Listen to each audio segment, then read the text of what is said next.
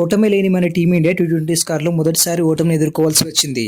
ఎప్పుడైతే టీ20లోకి సూర్య కెప్టెన్గా ఛార్జ్ తీసుకున్నాడో అప్పటి నుంచి మన టీమిండియా ఒక్కటంటే ఒక మ్యాచ్ కూడా ఓడిపోలేదు. కానీ for the first time Australia చేతిలో సూర్యసేనకు ఓటమి తప్పలేదు. ఆస్ట్రేలియా వర్సెస్ ఇండియా మధ్య జరుగుతున్న టీ20 మ్యాచ్లో మన టీమిండియా బ్యాటింగ్లో ఒక్కసారిగా కుప్పకూలిపోయింది. పైగా ఈ మ్యాచ్ జరిగిన గ్రౌండ్ కూడా చాలా పెద్దది. ఇక్కడ బౌండరీలు సిక్స్లు కొట్టడం అంత సులభం కాదు. పైగా ఈ గ్రౌండ్లో ఎప్పుడు కూడా ఒక మంచి హై స్కోర్ ఎప్పుడూ రాలేదు. ఎందుకంటే ఇక్కడ పిచ్ కండిషన్స్ అలా ఉంటాయి. ఈ పిచ్ పై ఎవరైతే టాస్ గెలుస్తారో వాళ్ళే గెలవడానికి ఎక్కువగా ఛాన్స్ ఉంటుంది. మొన్నటి వరకు ఓడిఐలో జరిగినట్టే ఇక్కడ కూడా మన వాళ్ళు వరుసగా టాస్ ఓడిపోతున్నారు. ఈ మ్యాచ్లో కూడా మన టీమిండియా మరోసారి టాస్ కలిసి రాలేదు. అది చూసి ఆశ్చర్యపోయిన సూర్య నవ్వుతూ గంభీర్ వైపు చూస్తూ, గంభీర్ బాయ్, మనకు ఆచారం బాగాలేదు, ఖచ్చితంగా పూజలు చేయాల్సింది అన్నట్టుగా సైకిల్ చేశాడు. దీనికి సంబంధించిన వీడియో కూడా ఇప్పుడు ఇంటర్నెట్లో చాలా వైరల్ అవుతుంది. దీన్ని చూసిన ఫ్యాన్స్ కూడా ఇండియాకు దిష్టి తగిలిందని, వెంటనే పొట్టుల్ని బలివ్వాలని, నిమ్మకాయలను కోయాలని వింత వింత కామెంట్స్ పెడుతున్నారు. ఈ మ్యాచ్ చూసినప్పటి నుంచి అందరికీ ఒక కామన్ డౌట్ అయితే వచ్చింది. అదేంటంటే ఇండియా వర్సెస్ ఆస్ట్రేలియా మ్యాచ్లో ప్లేయర్స్ అందరూ ఎందుకు బ్లాక్ రిబ్బన్ చేతికి ధరించారు అని. అలా ఎందుకు చేశారంటే ఆస్ట్రేలియాకు చెందిన 17 ఏళ్ల యువ క్రికెటర్ అయిన బిల్ ఆస్టిన్ రీసెంట్గానే చనిపోవడం జరిగింది. నెట్లో ప్రాక్టీస్ చేస్తుండగా బంతి అతని మెడ భాగంలో బలంగా తాకడం వల్ల అతను అక్కడే మృతి చెందాడు. అయితే అతని అకాల మరణానికి సంతాపంగా 2 జట్ల ప్లేయర్లు కూడా వాళ్ళ చేతికి బ్లాక్ ఆర్మ్ బ్యాండ్లను అయితే ధరించారు. ఇక టాస్ విషయానికి వస్తే టాస్ గెలిచిన ఆస్ట్రేలియా ముందుగా బౌలింగ్ చేయడాన్ని ఎంచుకుంది. ఎందుకంటే వాళ్ళకి పిచ్ కండిషన్స్ తెలుసు, అది బ్యాటింగ్ కంటే బౌలింగ్కి ఎక్కువ అనుకూలంగా ఉంది. అందుకే వాళ్ళ బౌలింగ్ తీసుకున్నారు. ఇందులో భారీ స్కోర్ రాదని ఆసీస్కు ముందే తెలుసు. అందుకే ఈ మ్యాచ్ 40 ఓవర్ల వరకు జరగదని, దానికంటే ముందే మ్యాచ్ని ముగిస్తామని ఆస్ట్రేలియా కెప్టెన్ మిచెల్ మార్ష్ ముందుగానే చెప్పాడు. ఇందులో మన టీమిండియా పిచ్చితనం ఏంటంటే ఒకవేళ మేము టాస్ గెలిస్తే ముందుగా బ్యాటింగే చేసేవాళ్ళమని కెప్టెన్ సూర్య చెప్పాడు. దీన్ని బట్టే అర్థం చేసుకోవచ్చు మన వాళ్ళు పిచ్ కండిషన్స్ అస్సలు అంచనా వేయలేకపోయారు. మాకు దూకుడుగా ఆడడమే మా బ్రాండ్ ఆఫ్ క్రికెట్ అని, అలాగే పరుగులు ఎలా చేయాలో శుభ్మన్ గిల్కి బాగా తెలుసని, ఇలా చాలా పెద్ద పెద్ద డైలాగులే కొట్టాడు. ఇప్పుడు అవే అతనికి వెన్నుపోట్లా మారాయి.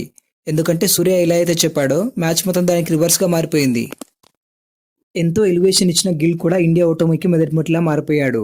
మొదటి ఓవర్ నుంచి హాజల్వుడ్ బౌలింగ్లో తడబడ్డ గిల్ మళ్ళీ తిరిగి అతని బౌలింగ్లోనే కేవలం 5 పరుగులకే అవుట్ అయ్యాడు.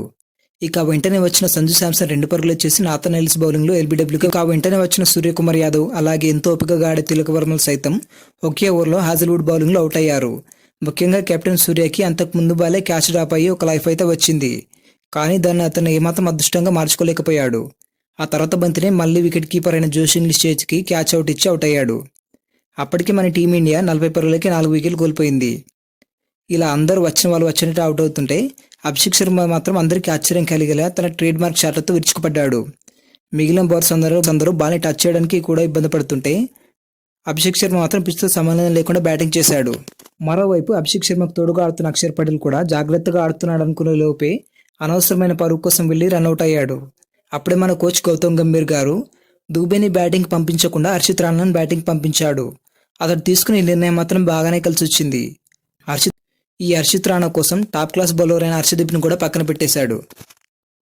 అతను తీసుకున్న ఈ నిర్ణయాన్ని అందరూ కూడా వ్యతిరేకించినా కూడా హర్షిత్ రాణా మాత్రం వీటి అన్నిటికీ సమాధానం చెప్తూ అదిరిపోయే బ్యాటింగ్ చేశాడు. మరోవైపు అభిషేక్ శర్మ ఒక్కడే టీమిండియాకు ఆపద్బంధువులా మారిపోయాడు. అతను ఒక్కడే నిలకడగా రాణిస్తూ వికెట్ పడకుండా ఆడుతూ కేవలం 23 బంతుల్లోనే ఆస్ట్రేలియాపై తన మొదటి హాఫ్ సెంచరీని కంప్లీట్ చేసుకున్నాడు. ఇన్ని వికెట్లు పడుతున్నా అతని స్ట్రైక్ రేట్ మాత్రం ఏమాత్రం తగ్గలేదు. ఇందులో హర్షిత్ రాణా బ్యాటింగ్ మాత్రం అందరినీ ఆశ్చర్యపరిచింది. అతను ఒక ప్యూర్ ఇన్ఫార్మ్ బ్యాటర్గా కనిపించాడు. అతను ఏకంగా 3 బౌండరీలు ఒక సిక్సర్తో కీలకమైన 35 పరుగులు చేశాడు. 15 ఓవర్ వరకు ఆడిన హర్షిత్ రాణా చివరి బౌలింగ్లో ఇక తర్వాత ఫినిషర్గా వచ్చిన దూబేపై అందరూ ఎంతో ఆశలు పెట్టుకుంటే అతను కూడా 2 బంతులకి అవుట్ అయ్యాడు. ఇక చివరి వరకు నెట్టుకొచ్చిన అభిషేక్ శర్మ 18 ఓవర్లో ఏకంగా 15 రన్స్ పిండుకున్నాడు. ఇక అతను కూడా 19 ఓవర్లో నాథన్ ఎల్లిస్ బౌలింగ్లో అవుట్ అయ్యాడు. మొత్తంగా 37 బంతుల్లో 7 బౌండరీలు 2 సిక్సర్ బాదిన అభిషేక్ శర్మ 183 స్ట్రైక్ రేట్తో 63 పరుగులు చేశాడు. అంటే టీమిండియా టోటల్ స్కోర్లో అతనివే సగం రన్స్ ఉన్నాయి. ఇందులో టోటల్ టీమిండియా బ్యాటర్స్ అందరూ కలిసి ఎక్స్ట్రాలతో కలుపుకొని 75 బంతుల్లో 57 పరుగులు చేస్తే అభిషేక్ శర్మ మాత్రం 37 బంతుల్లో ఒక్కడే ఆడి 68 పరుగులు. అభిషేక్ శర్మ అవుట్ అవగానే కుల్దీప్ కూడా అవుట్ అవడంతో 125 పరుగులకే ఇండియా ఆల్అౌట్ అయింది. ఇండియా పతనానికి కారణమైన హాజల్వుడ్ 3 వికెట్లు తీస్తే జేవియర్, నాథన్ ఎల్లిస్ 2 వికెట్లు తీశారు. ఇక స్టోయినిస్ కూడా 1 వికెట్ తీసుకున్నాడు.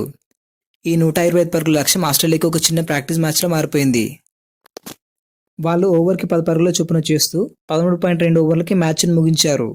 ఇందులో ఓపెనర్గా మిచెల్ మార్ష్ 26 బంతుల్లో 46 పరుగులు చేస్తే ట్రావిస్ హెడ్ 28 పరుగులు, ఇక నంబర్ 3లో వచ్చిన జోష్ ఇంగ్లీష్ 20 పరుగులు, ఓవెన్ 14 పరుగులు చేశారు.